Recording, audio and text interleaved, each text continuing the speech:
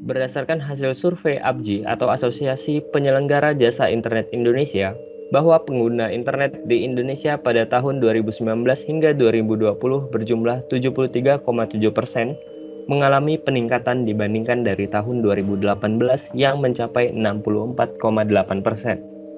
Apabila digabungkan dengan data BPS atau Badan Pusat Statistik, populasi di Indonesia pada tahun 2019 berjumlah 266 juta jiwa, sehingga pengguna internet Indonesia diperkirakan sebanyak 196,7 juta pengguna. Jumlah tersebut naik dari 171 juta di tahun 2019 dengan penetrasi 73,7% atau naik sekitar 8,9% atau sekitar 25,5 juta pengguna. Naiknya jumlah pengguna jasa internet di Indonesia diikuti pula dengan meningkatnya jumlah cybercrime. Cybercrime adalah kegiatan yang dilakukan seseorang dengan sengaja dan tanpa hak atau melawan hukum mengakses komputer dan atau sistem elektronik dengan cara apapun dengan melanggar, menerobos, melampaui, atau menjebol sistem pengamanan. Biasanya disebut dengan cracking, hacking, atau illegal access. Hal ini berdasarkan pasal 30 UU ITE tahun 2008 ayat 3. Sepanjang bulan Januari hingga Agustus 2020, terdapat hampir 190 juta serangan cyber di Indonesia, naik lebih dari 4 kali lipat dibandingkan periode yang sama tahun lalu yang tercatat di kisaran 39 juta. Angka terbanyak dicatat pada Agustus 2020, di mana BSS mencatat jumlah serangan cyber di kisaran 63 juta. Jauh lebih tinggi dibandingkan Agustus 2009 yang hanya kisaran 5 juta. Untuk itu, pentingnya pengamanan data yang kita simpan pada internet. Adapun algoritma penyimpanan data yang biasa digunakan pada internet yang kita gunakan saat ini. Yang pertama, algoritma simetris, yaitu menggunakan satu kunci enkripsi. Yang kedua adalah algoritma asimetris, yaitu menggunakan kunci berbeda untuk enkripsi dan dekripsi. Untuk algoritma simetris, yang pertama ada Data Encryption Standard atau DES, yang kedua ada Advanced Encryption Standard atau AES, yang ketiga International Data Encryption Algorithm atau IDEA, yang keempat adalah One Time Pad atau OTP. Sedangkan untuk algoritma asimetris, yang pertama adalah Digital Signature Algorithm atau DSA, yang kedua adalah RSA, yang ketiga Diffie-Hellman, yang keempat Elliptic Curve Cryptography atau ECC.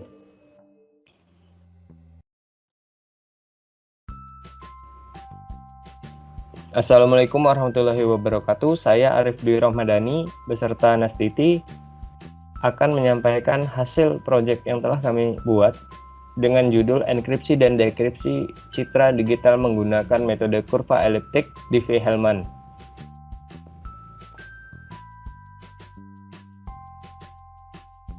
Adapun rumusan masalah bagaimana melakukan proses enkripsi dan dekripsi menggunakan metode kurva eliptik Diffie-Hellman. Dengan batasan masalah, yang pertama citra yang digunakan berbentuk persegi, yang kedua citra yang digunakan adalah citra grayscale. Dengan tujuan mengetahui proses enkripsi dan dekripsi suatu citra digital dengan menggunakan kurva eliptik Diffie-Hellman. Yang kedua, mendapatkan hasil enkripsi dan dekripsi sehingga citra digital hanya diketahui oleh user dengan akses khusus. Dengan manfaat bagi institusi pemerintahan dan swasta, metode ini dapat dijadikan salah satu alternatif dalam proses mengamankan suatu data. Yang kedua, bagi institusi pendidikan, tugas besar ini dapat dijadikan salah satu rujukan untuk mengembangkan metode-metode enkripsi citra lainnya. Sebagai pendahuluan, adapun yang ingin kami jelaskan, yang pertama adalah kriptografi, di mana itu adalah suatu ilmu yang mempelajari bagaimana cara menjaga agar data atau pesan tetap aman saat dikirimkan. dari pengirim ke penerima tanpa mengalami gangguan dari pihak ketiga. Enkripsi, proses mengamankan suatu informasi dengan membuat informasi tersebut tidak dapat dibaca tanpa bantuan pengetahuan khusus. Sedangkan dekripsi adalah upaya pengolahan data menjadi suatu yang dapat diutarakan secara jelas dan tepat dengan tujuan agar dapat dimengerti penerima. Teori yang biasa digunakan pada materi kali ini adalah teori lapangan terbatas atau biasa disebut juga dengan Galois field, yang diartikan sebagai lapangan yang memiliki anggota yang terbatas. Hal ini bermanfaat untuk menerjemahkan data komputer menjadi bentuk biner. Anggota dari Galois field GFPN didefinisikan sebagai berikut, bisa terlihat pada slide. Di mana itu adalah suatu gabungan-gabungan. Sebagai contoh, anggota dari GF5 adalah 0, 1, 2, 3, 4. Sedangkan untuk anggota dari GF2 pangkat 3 adalah 0, 1, 2, 2 ditambah 1, 2 pangkat 2, 2 pangkat 2 ditambah 1, 2 pangkat 2 ditambah 2, 2 pangkat 2 ditambah 2 ditambah 1. Atau sama dengan 0, 1, 2, 3, 4, 5, 6, dan 7.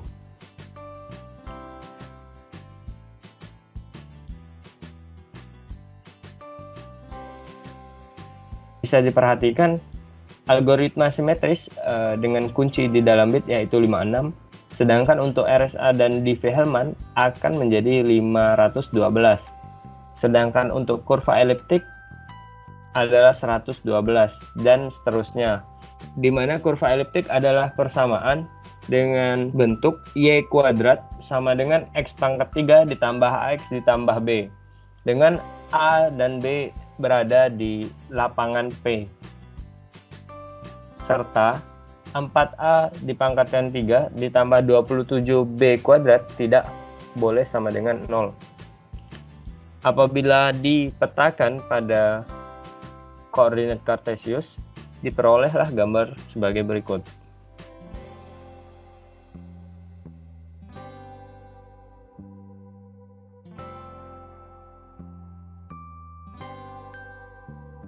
Selanjutnya untuk penjumlahan pada kurva eliptik, dimisalkan terdapat dua titik pada kurva eliptik dengan bentuk y kuadrat sama dengan x pangkat 3 ditambah ax ditambah b. Akan kita tentukan koordinat R dengan R adalah P ditambah Q. Yang pertama kita harus tentukan slope atau kemiringan ya, di mana YP dikurang YQ per XP dikurang XI. Selanjutnya akan kita dapatkan XR dan YR-nya. Begitu juga untuk kurva eliptik di sebelah kanan, di mana R adalah P ditambah P, maka kemiringannya adalah 3xp kuadrat ditambah a per 2yp, sehingga pada akhirnya kita dapat menentukan xr dan yr.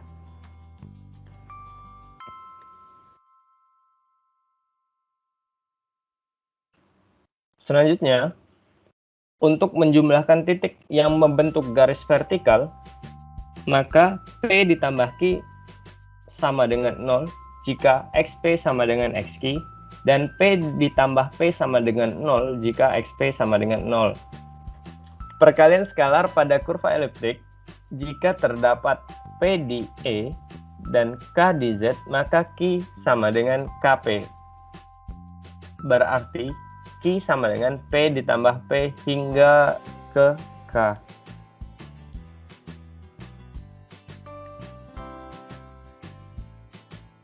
Selanjutnya prinsip kerja Diffie-Hellman, dimisalkan ada dua orang dinotasikan dengan A dan B.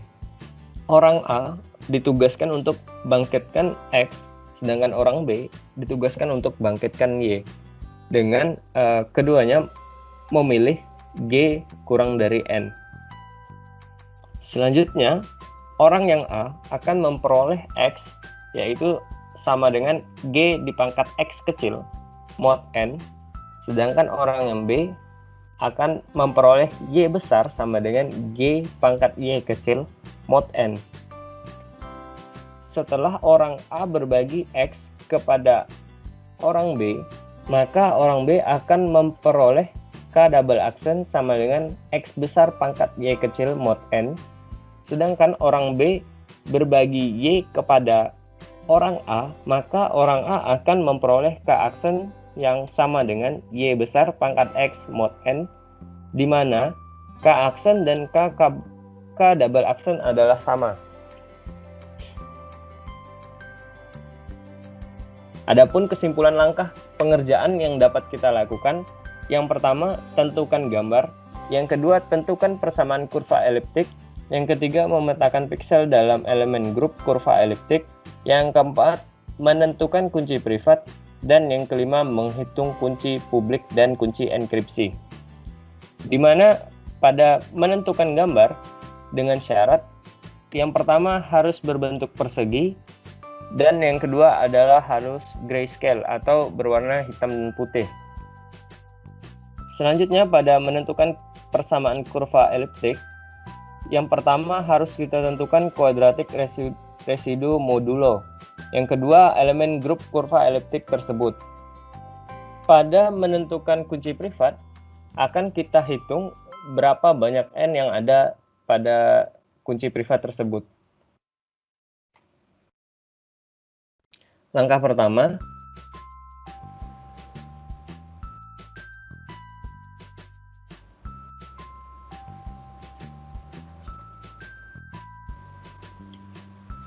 sebagai contoh, bisa dilihat pada gambar yang akan kita import ke dalam MATLAB, di mana gambar tersebut memiliki citra dengan warna grayscale dan ukuran 20 x 20. Sehingga pada tabel 1 bisa kita perhatikan terdapat 20 x 20, dan pada tabel tersebut terdapat piksel-piksel yang merepresentasikan setiap warna pada gambar yang kita import. Selanjutnya untuk langkah kedua, yaitu menentukan persamaan kurva eliptik. Sebagai contoh penerapan, akan kita ambil persamaan kurva eliptik dengan P sama dengan 7, A sama dengan 2, dan B sama dengan 3. Sehingga berdasarkan penjelasan sebelumnya bahwa persamaan kurva eliptik adalah Y kuadrat sama dengan X pangkat 3 ditambah AX ditambah B. Untuk kasus ini menjadi Y kuadrat mod 7 sama dengan X pangkat 3 ditambah 2 kali X ditambah 3 dikali mod 7, di mana 4A pangkat 3 ditambah 27B kuadrat tidak sama dengan 0. Apabila kita bentuk tabel kuadratik residu modulo dengan Fp adalah 0 sampai 6 dan Y kuadrat adalah 0, 1, 4, 9, 16, 25, 36, maka Y kuadrat modulo 7 adalah 0, 1, 4, 2, 2, 4, 1. Maka nilai dari QR7 adalah 0, 1, 2, dan 4.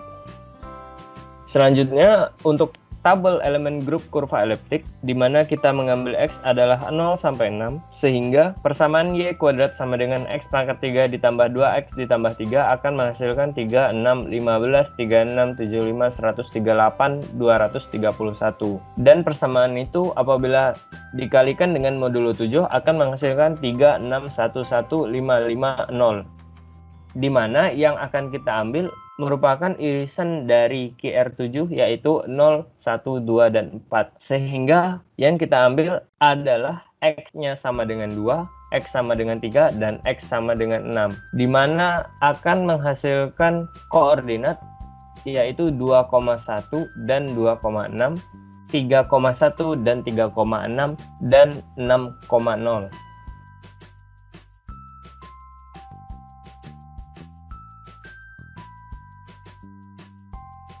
Sebagai penerapannya, apabila kita ambil P sama dengan 263 dan A sama dengan 2, serta B sama dengan 3, maka persamaan Y kuadrat mod 263 sama dengan X pangkat 3 ditambah 2X ditambah 3 modulo 263, di mana 4A pangkat 3 ditambah 27B kuadrat tidak sama dengan 0. Maka anggota dari F263 adalah 0 hingga 262. Fp di sini adalah sama dengan Y, dengan anggotanya adalah 0 sampai 262. Sehingga apabila kita substitusi ke Y kuadrat mod 263, akan dihasilkan bilangan-bilangan seperti berikut. Untuk Y sama dengan 0, maka Y kuadrat sama dengan 0 kuadrat modulo 263 sama dengan 0.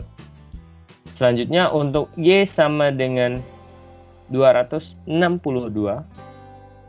maka Y kuadrat sama dengan 262 kuadrat modulo 263 sama dengan 1.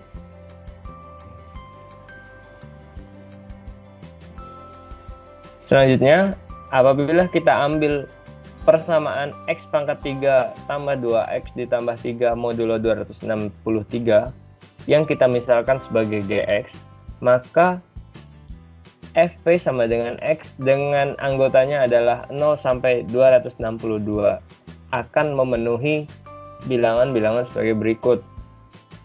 Untuk X sama dengan 0, maka G0 sama dengan 0 pangkat 3 ditambah 2 dikali 0 ditambah 3 modulo 263 akan sama dengan 3. Akan sama dengan 3. Selanjutnya untuk X sama dengan 3, maka G3 sama dengan 3 dipangkatkan 3 ditambah 2 kali 3 ditambah 3 modulo 263 sama dengan 36. Begitu juga untuk X sama dengan 8, maka G8 sama dengan 8 pangkat 3 ditambah 2 dikali 8 ditambah 3 modulo 263 sama dengan 5. Begitu selanjutnya untuk X sama dengan 262.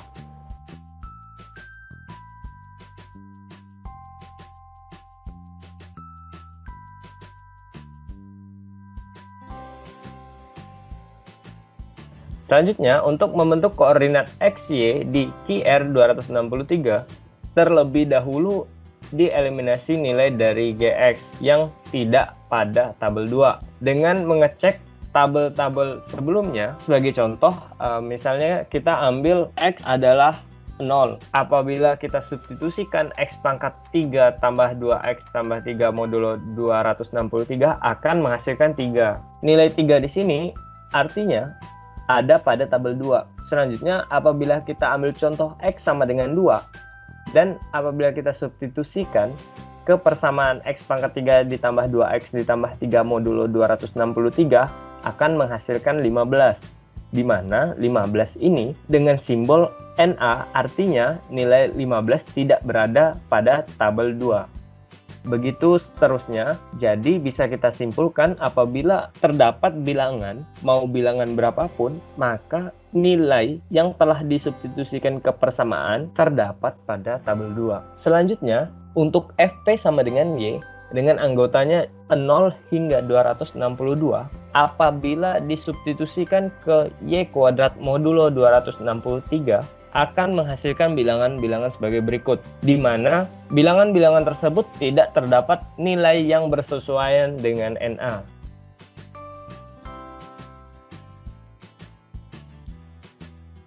Setelah pengurutan tadi, selanjutnya urutkan tabel 2 yang telah tadi kita hitung dan kita urutkan berdasarkan nilai Y kuadrat modulo 263. Sehingga diperoleh tabel dengan lingkar warna biru. Selanjutnya akan kita tentukan koordinat-koordinat pada kurva eliptik dengan cara menyamakan nilai pada lingkaran biru dan lingkaran merah. Bisa kita perhatikan apabila pada lingkaran biru nilai dari Y kuadrat modulo 263 adalah 3, maka Fp-nya adalah 23 dan 240. Sehingga koordinatnya adalah 0,23 dan 0,240, di mana FP pada tabel FP fix akan bersesuaian dengan sumbu X. Begitu juga seterusnya hingga kita peroleh koordinat-koordinat lainnya.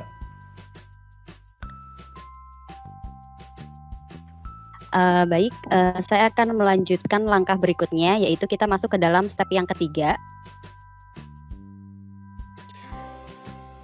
Di pembahasan sebelumnya pada step 2 kita sudah bisa mendapatkan koordinat kurva eliptik yang berada di tabel sebelah kiri.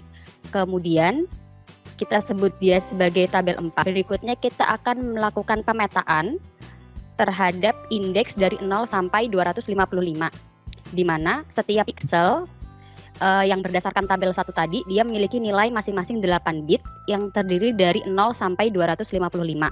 Nah, itu kenapa kita membutuhkan indeks dari 0 sampai 255 yang berjumlah 256 ya berarti. Kemudian pemetaan 1 dan pemetaan 2 ini bergantung dari koordinat yang sudah kita dapatkan. Berdasarkan informasi sebelumnya, koordinat yang kita punya berjumlah 135. Karena kan dia masing-masing berpasangan ya, 0,23 dia berpasangan dengan 0,240. Jadi total koordinatnya adalah 135 kali 2.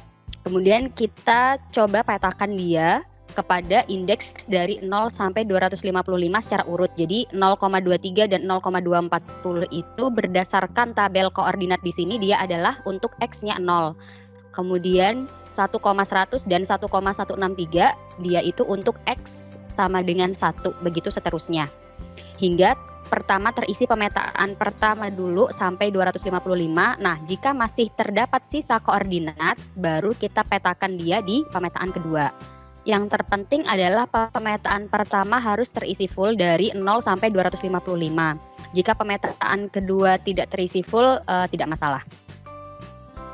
Berikutnya untuk tabel pemetaan kita sebut sebagai tabel kelima.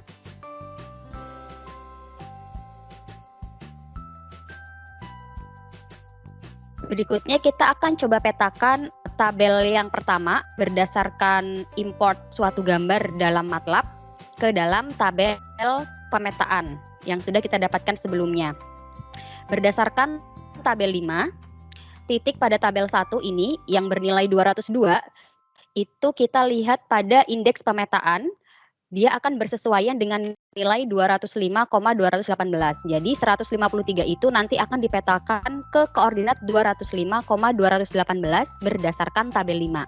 Jadi sekali lagi ini adalah tabel pertama, kemudian kita coba petakan dia ke tabel 5 sehingga kita akan dapatkan tabel yang di bawah ini.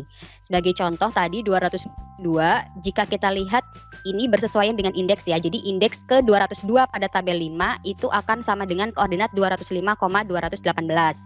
Kemudian misalnya saya ambil yang 196. Jadi kita lihat indeks ke 196 pada tabel 5, dia akan bersesuaian dengan 202,208. Tadi kan ada dua jenis pemetaan pertama sama pemetaan kedua. Yang mana yang harus digunakan? Sebenarnya untuk memilih pemetaan mana yang digunakan itu tergantung pengerjaan ya. Jadi tergantung yang mengerjakan, mau menggunakan pemetaan 1 atau mau menggunakan pemetaan 2 dan seterusnya.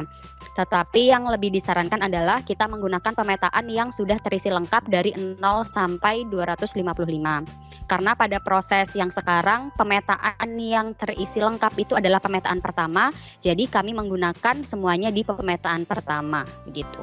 Jadi 202, 106 dan selanjutnya sampai data ke 400 itu bersesuaian dengan pemetaan pertama pada tabel 5. Berikutnya yang sebelah kanan ini yang pojok bawah kita sebut sebagai tabel 6. Kita masuk ke dalam step yang keempat. Nah, ini adalah proses Diffie-Hellman-nya, yaitu kita memilih suatu titik G, diawali dengan sebuah pemilihan titik G yang berada pada tabel 5 secara random. Kita bebas memilih mau menggunakan yang mana. Di sini kami memilih menggunakan koordinat G yaitu 3,6. Tentunya pada pemetaan pertama karena pemetaan kami yang terisi lengkap adalah pada pemetaan pertama. Jadi kami memilih G sama dengan 3,6 pada pemetaan pertama di tabel 5. Berikutnya, pengirim itu memilih sebuah kunci privat atau kita sebut dengan D1 dan penerima juga memilih kunci privat untuk dia sendiri sebagai D2. Di mana yang namanya kunci privat tadi seperti yang sudah dijelaskan itu berlaku untuk dirinya sendiri. Jadi orang lain atau pihak ketiga tidak mengetahui nilai D1 dan nilai D2 yang kita pilih. Di sini kami memilih D1 sama dengan 5 dan D2 sama dengan 7. Ini kita bebas mau menentukan nilai D1 dan D2 berapa. Asalkan berada di bilangan bulat. Berikutnya kita menghitung kunci publik dengan menggunakan persamaan Q1 sama dengan D2 kali G dan Q2-nya adalah D1 kali G. Jadi saling bertukar kunci ya. Jadi nilai Q1 sama dengan 7G dan nilai Q2 sama dengan 5G. Nah, yang namanya kunci publik ini boleh diketahui oleh pihak ketiga. Sehingga setelah kita berbagi kunci bisa didapatkan suatu kunci enkripsi dan dekripsi yang akan kita gunakan nanti untuk encrypt dan decrypt sebuah gambar. Yaitu dengan rumusan K sama dengan Q1 kali D1 sama dengan Q2 kali D2. Jadi hasil perhitungan Q1 kali D1 harus sama dengan Q2 kali D2 sama dengan 35G. Jadi di sini kan D1 sama D2 tidak diketahui oleh pihak ketiga. Jadi pihak ketiga itu hanya mengetahui nilai G, nilai Q1 dan nilai Q2. Karena dia tidak bisa mendapatkan nilai D1, maka pihak ketiga tidak bisa mengetahui kunci enkripsi dan dekripsinya. Seperti itu. Nah, untuk mendapatkan nilai Q1, Q2, dan juga K, kita akan menggunakan penjumlahan kurva eliptik seperti yang sudah dijelaskan pada slide sebelumnya.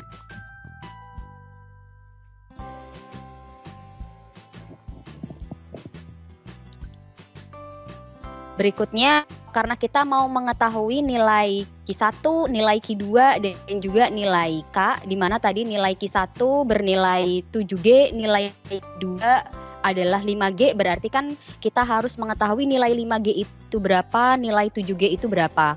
Nah, seperti penjelasan sebelumnya, kita menggunakan penjumlahan pada kurva eliptik, di mana penjumlahan kurva eliptik itu kita tidak bisa langsung mendapatkan nilai 5G sekaligus. Jadi memang harus benar-benar runtut kita hitung dari awal. Kita ketahui dari titik G terlebih dahulu, yaitu 3,6. Untuk mendapatkan nilai 5G, kita harus mendapatkan nilai 2G, nilai 3G, nilai 4G, baru kita bisa mendapatkan nilai 4G, begitu seterusnya. Sebagai contoh di sini, kami mengambil proses perhitungan 2G dan 3G, di mana pada proses perhitungan ini terjadi perbedaan yang sangat signifikan. Di mana perbedaannya, yang pertama, untuk mendapatkan nilai 2G itu adalah penjumlahan G ditambah G.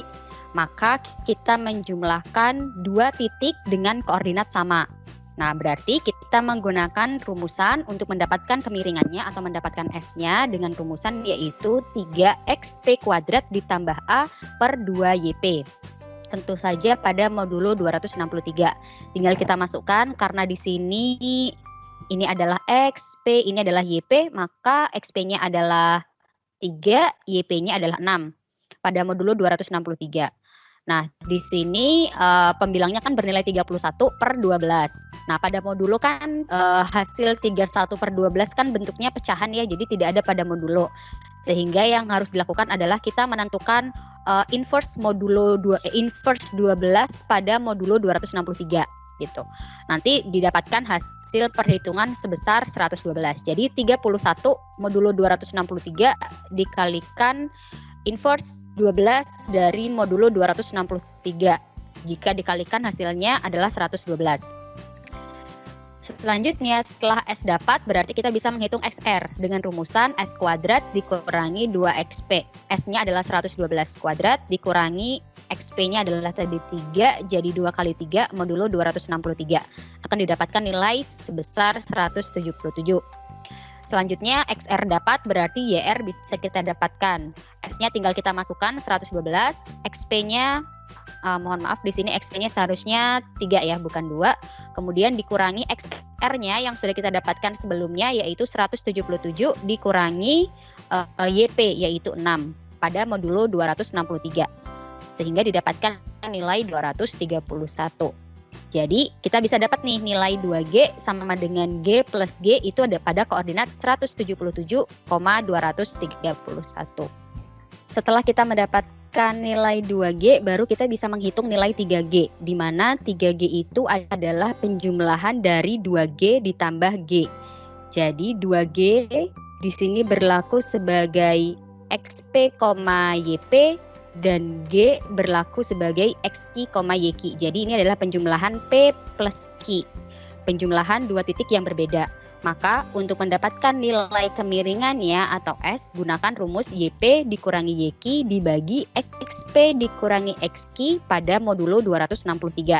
Jadi tinggal substitusi, YP-nya adalah 231 dikurangi 6 dibagi 177 dikurangi 3 modulo 263.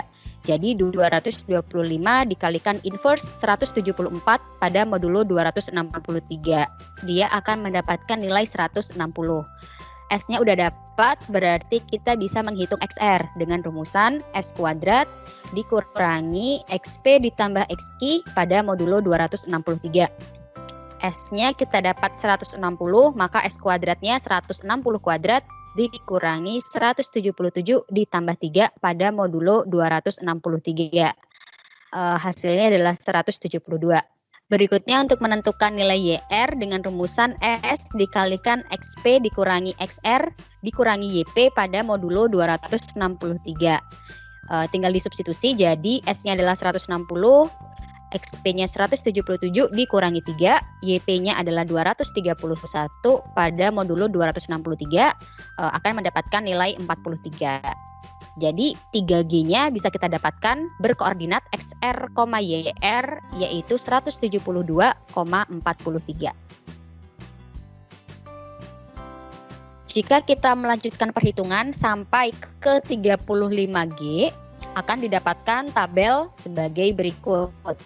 Ini, jadi nilai G yang awal tadi kita pilih 3,6, 2G perhitungan yang sebelumnya penjumlahan dari dua titik yang sama yaitu G ditambah G akan mendapatkan hasil 177,231. Kemudian untuk mendapatkan 3G, kita menggunakan penjumlahan dua titik yang berbeda yaitu 2G ditambah G, maka akan menghasilkan nilai 172,43. Begitu pula 4G, jadi 4G ini adalah penjumlahan 3G ditambah G, akan menghasilkan nilai 139,251. Begitu seterusnya hingga kita bisa mendapatkan 35G, yang jika kita hitung, mendapatkan nilai 175,180. 35G ini adalah penjumlahan 34G ditambah G.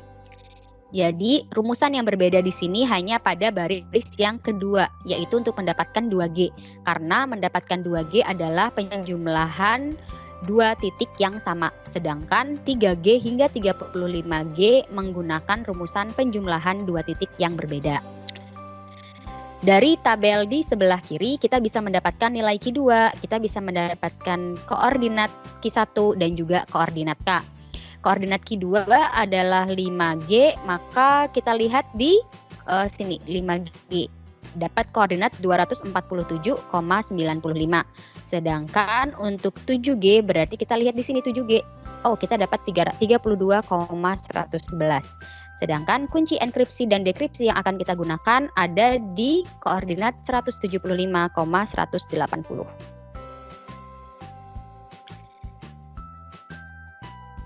Kita masuk ke dalam step yang kelima yaitu enkripsi. Apa aja stepnya? Nah, yang pertama kita menggunakan tabel 6 sebagai tabel awal.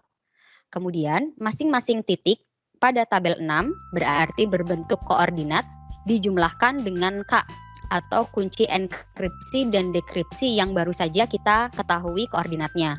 Kemudian kita konversikan kembali pada tabel 5 sehingga membentuk suatu titik enkripsi. Oke, ini adalah tabel 6 yang berisi koordinat-koordinat yang sudah kita sesuaikan pada tabel 5. Jadi awalnya tadi kan tabel 6 ini diawali dari tabel pertama yaitu titik piksel yang kita petakan pada tabel pemetaan sehingga didapatkan koordinat 205,218, 202,218 dan seterusnya. Kemudian masing-masing koordinat ini kita jumlahkan dengan K menggunakan penjumlahan kurva eliptik dengan proses yang sama.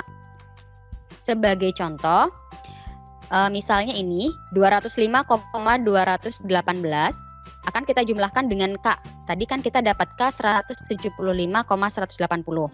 Kita jumlahkan ini berarti kan termasuk dalam penjumlahan dua titik yang berbeda. Jadi kita bisa mendapatkan rumusan S yaitu YP dikurangi YQ dibagi XP dikurangi XQ modulo 263. Jadi nanti akan didapatkan nilai 124. Dengan rumusan XR, S kuadrat dikurangi XP ditambah XQ pada modulo 263 akan didapatkan nilai XR sama dengan 5. Dan nilai YR dengan rumusan S dikalikan XP dikurangi XR dikurangi YP modulo 263 akan mendapatkan nilai 123. Jadi penjumlahan 175,180 ditambah 205,218 akan menghasilkan koordinat baru yaitu 5,123.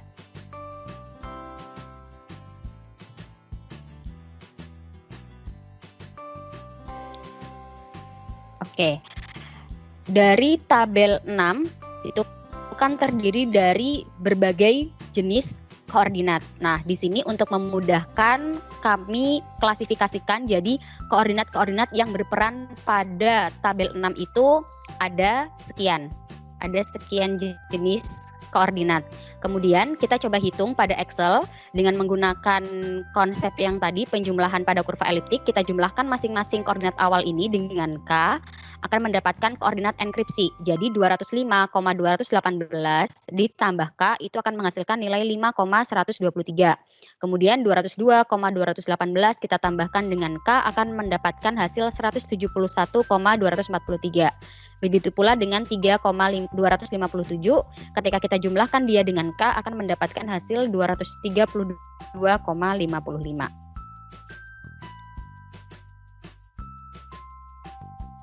Oke.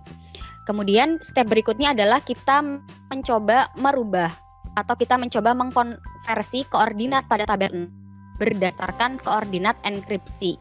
Nah, di mana koordinat enkripsi ini nanti akan kita sesuaikan lagi dengan tabel 5 untuk mendapatkan suatu titik piksel yang baru. Jadi saya ambil contoh yang 205,218 ini sebagai koordinat awal, ternyata dia bersesuaian dengan 5,123. Nah, jadi 205,218 akan dirubah menjadi 5,123. Ambil contoh yang lain misalnya 166,3, dia akan berubah menjadi 75,121 di baris yang bersesuaian. Dan begitu seterusnya. Kita sebut dia sebagai tabel 7. Dan yang baru setelah kita konversi dari koordinat awal ke koordinat enkripsi disebut sebagai tabel ke-8.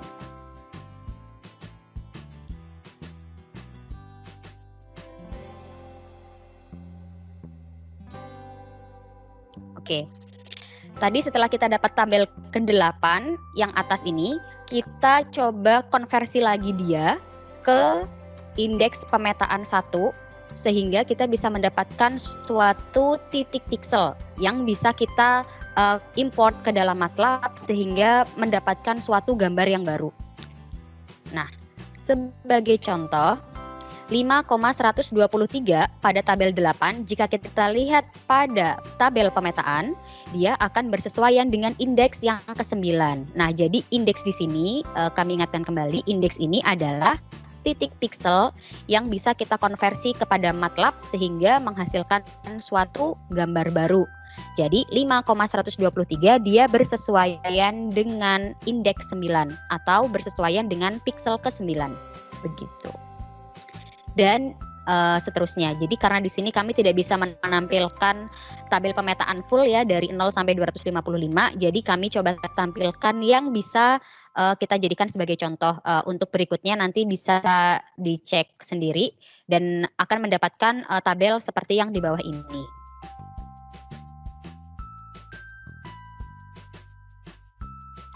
Nah, step yang paling penting sebenarnya adalah hasilnya tuh seperti apa setelah kita mencoba merubah titik piksel awal pada gambar ini ya, pada gambar yang pertama, gambar burung ini, kita udah mendapatkan suatu titik piksel, kemudian kita coba konversi ke dalam koordinat kurva eliptik, kemudian kita tambahkan dengan kunci enkripsi gitu ya, kemudian kita kembalikan lagi dia ke suatu titik piksel, hasilnya seperti apa. Nah, akan didapatkan hasil seperti ini.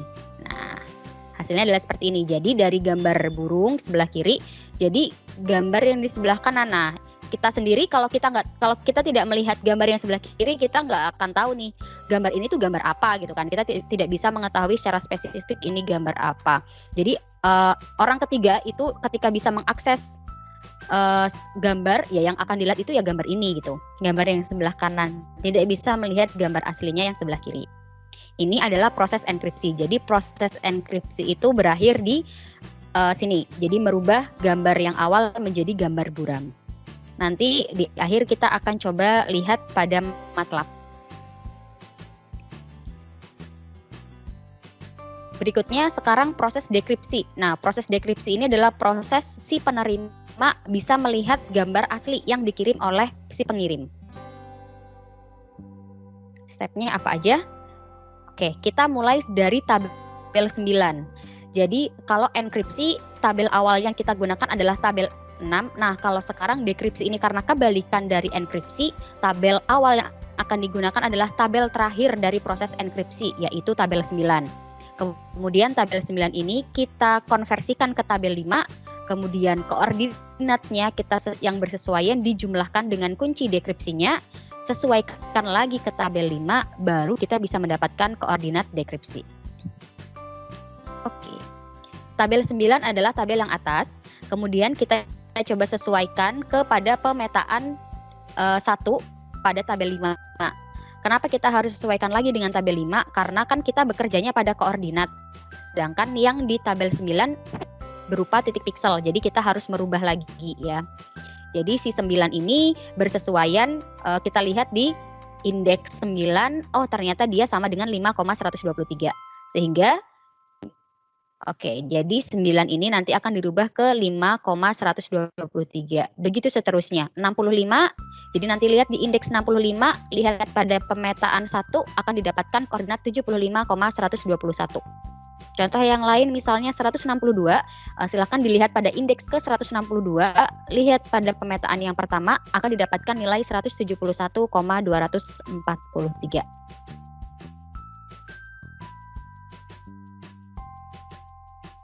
Oke.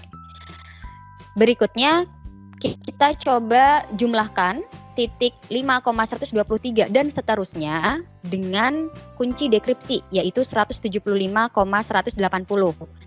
Berarti karena koordinatnya berbeda, kita menjumlahkan dua titik yang berbeda pada kurva eliptik dengan menggunakan rumusan yang seperti ini ya. Nanti akan didapatkan nilai S yaitu 139, XR 205, YR 218 sehingga titik yang terbaru yaitu 205,218.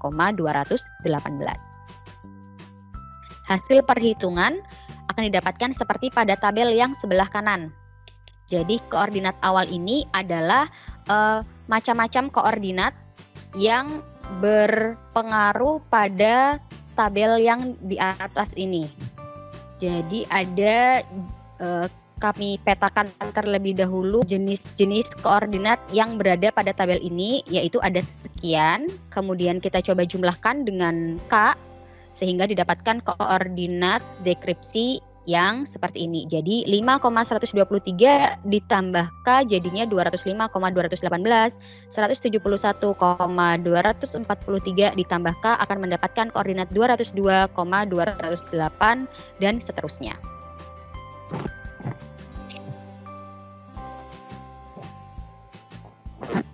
Langkah berikutnya adalah kita merubah, mengkonversi 5,123 ini bersesuaian dengan nilai berapa setelah dijumlahkan dengan K. Berdasarkan ini ya tabel yang sebelumnya. Kita lihat 5,123 dia akan bersesuaian dengan 205,218 sehingga di sini kita ganti dengan 205,218. Jadi tabel yang atas sudah tidak berlaku, yang berlaku adalah tabel yang bawah. Oke, sama ya. Kemudian misalnya kita ambil 75,121. Dilihat ini bersesuaian dengan 166,3. Jadi kita ganti dengan 166,3. Begitu seterusnya. Misalnya ambil contoh yang ini, 171,243. Oh, ternyata di sini ya baris kedua. Dia bersesuaian dengan 202,208. Kita ganti dia dengan 202,208. Begitu seterusnya, semuanya harus diganti sehingga membentuk sebuah koordinat dekripsi.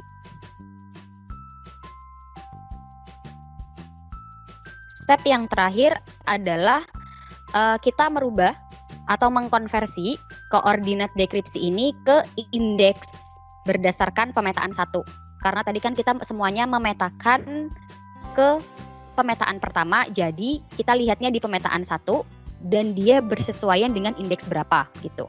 Mohon maaf kami di sini tidak bisa menampilkan semuanya karena indeksnya terlalu panjang, nanti bisa dicek masing-masing. Jadi di sini kami ambil contoh di 205,218 misalnya dia akan bersesuaian dengan indeks 202. Jadi di sini kita lihat di indeks 202. Jika kita cek 202 dia akan bersesuaian dengan pemetaan 1 berkoordinat 205,218. Begitu seterusnya untuk semuanya. Jadi yang awalnya koordinat sudah nggak ada koordinat nih, kita gantinya dengan titik piksel. Nah, untuk melihat apakah pengerjaan kita ini benar atau tidak, yaitu dengan import pada MATLAB, apakah hasilnya sama dengan si pengirim. Oke, tadi kita dapat hasil seperti ini ya. Dari proses dekripsi atau ya dari proses dekripsi kita dapat gambar buram seperti ini. Kemudian setelah kita ganti matriks pikselnya dengan yang di atas, akan mendapatkan hasil seperti ini. Gambar burung yang awal yang dikirim oleh si pengirim. Nah, berarti proses yang kita lakukan sudah benar karena ternyata si penerima bisa melihat hasil si pengirim. Begitu.